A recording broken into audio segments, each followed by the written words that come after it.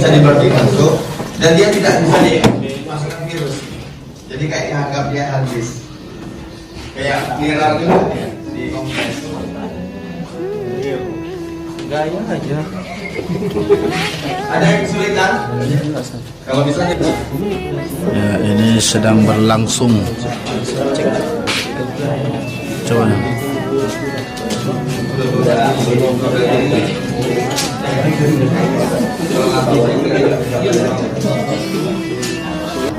Ya, inilah mereka yang mau sedang belajar YouTube, membuat video-video konten dakwah, para pejuang-pejuang alumni.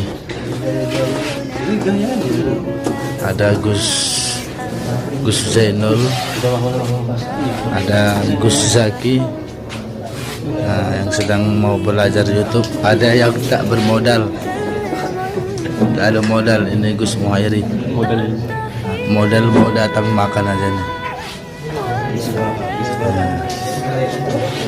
Ada beberapa peserta.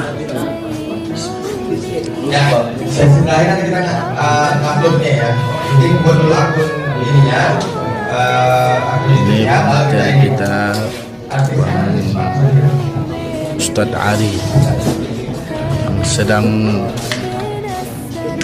mengajarkan materi pembuatan YouTube.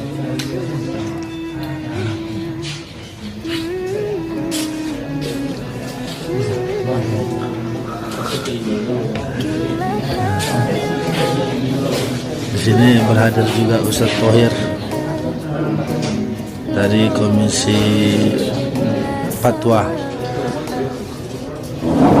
juga para asatidz yang sudah berhadir di sini sejak dari pagi, dari semalam, dari kabupaten kota, utusan majelis.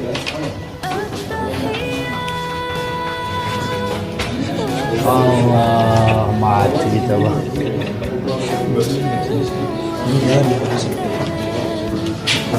Ya, ini para peserta-peserta yang mengikuti konten-konten dakwah yang akan dibuat channelnya di YouTube.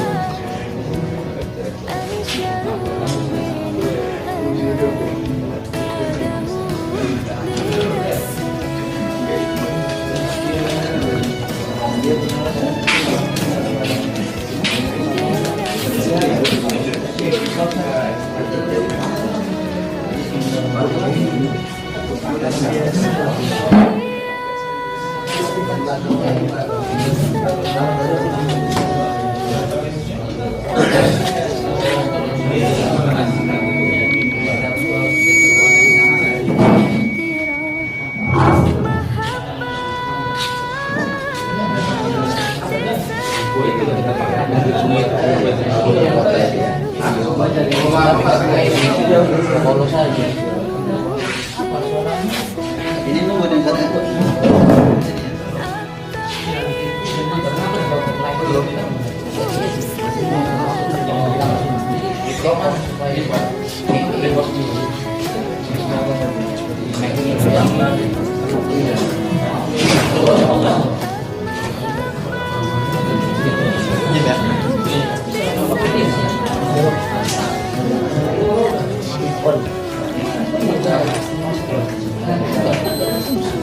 Gimana saya?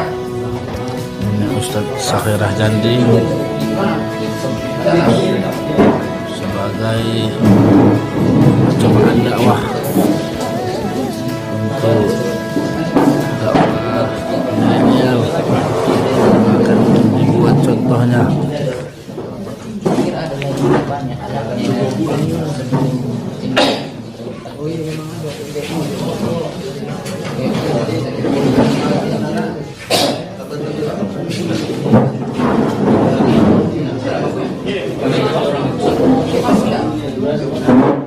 Baik, kita dengarkan dakwah dari Ustadz Sakhirah Jandi sebagai training OT di pagi menjelang siang hari ini.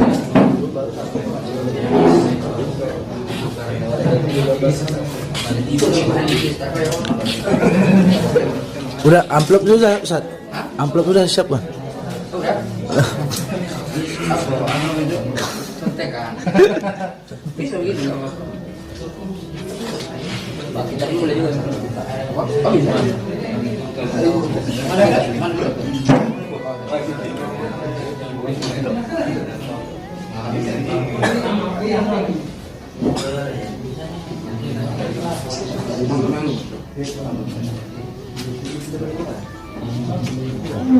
Terus full HD langsung. Yang ini ya.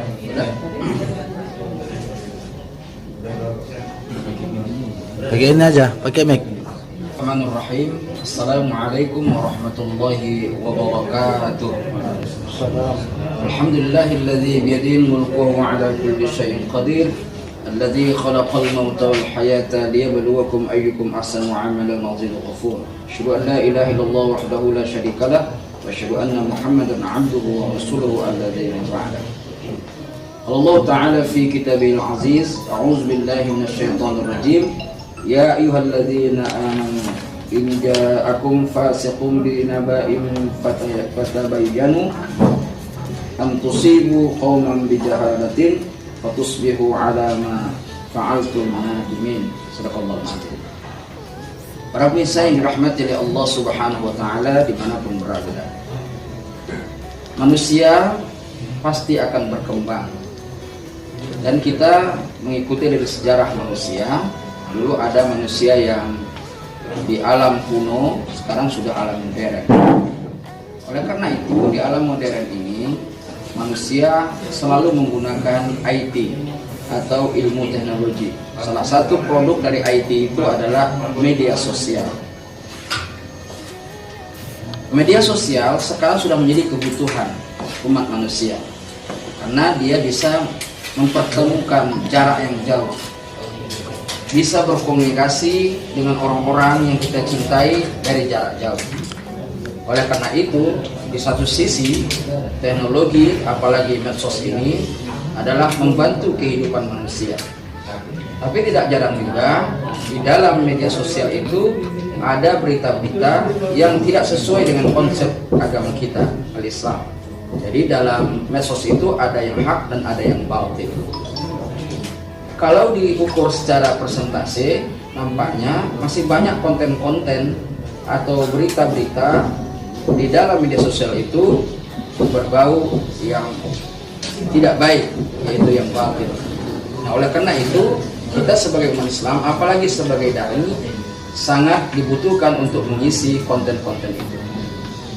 Para pemirsa yang dirahmati oleh Allah Subhanahu wa taala, kemudian berita-berita yang hoak itu, yang tidak benar itu sekarang merambah kemana-mana dan membuat berita hoak ini tidak dengan cara malas, tapi mereka di kelompok-kelompok ini dengan menggunakan kecerdasannya mengemas berita ini. Mana mungkin orang yang bodoh bisa mengemas berita yang bisa diyakini oleh orang lain? Tentu mereka adalah orang yang cerdas, dan ini sangat berbahaya sekali. Kecerdasan yang mereka lakukan itu, tapi membohongi orang-orang yang ada dan mempengaruhi orang-orang yang ada terikut dengan berita mereka. Dalam Islam, Allah Subhanahu wa taala sudah menjelaskan bagaimana kita sebagai umat Islam, umat Muhammad, tentunya orang-orang yang beriman bisa selektif menerima berita-berita yang ada. Yang dikhawatirkan lagi, jangan sampai kita ikut larut dengan berita yang hoak itu dan kita sebarkan kepada orang lain. Inilah menurut istilah saya adalah dosa berantai yang disampaikan kemana-mana. Artinya ketika kita sudah berdosa menerima berita yang bohong, kita sebarkan lagi, orang menerimanya dan orang sebarkan lagi. Ini menurut hemat saya adalah berita-berita atau dosa-dosa yang sifatnya berantai. Allah Subhanahu wa taala menjelaskan dalam surah Al-Juhat ayat 6 yang saya bacakan tadi. Memang yang diseru ini adalah orang yang beriman. Kalau tidak ada bibit iman dalam dirinya, dia tidak akan tersentuh untuk mengikuti ayat ini, realisasikan ayat ini. Ya ayyuhalladzina amanu, wahai orang-orang yang beriman, in ja'akum fasiqun binaba'in fatabayyanu. Kalau datang orang-orang munafik, nah ini udah jelas ini. Jadi yang menyebar berita yang tak baik itu bukan orang yang beriman, tapi adalah orang-orang yang munafik. Ya, kalau datang orang munafik membawa berita kepada kalian, maka fatabayyanu, hendaklah kalian selektif, hendaklah kalian menseleksi berita itu. Antusibu qauman bijahalatin, agar kamu tidak mencelakakan suatu kaum karena kebodohan dan kecerobohan kamu. Jadi sebenarnya berita yang kita tangkap, yang kita sebarluaskan yang tidak baik itu menunjukkan kita adalah orang bodoh walaupun kita cerdas dalam intelektual, tapi bodoh dalam perilaku. Dan kita adalah orang-orang yang ceroboh. Nah, oleh karena itu jangan begitu menerima berita yang tidak jelas sumbernya, tidak jelas siapa yang membawanya. Nah, ini hati-hati, kita dianjurkan untuk menseleksinya.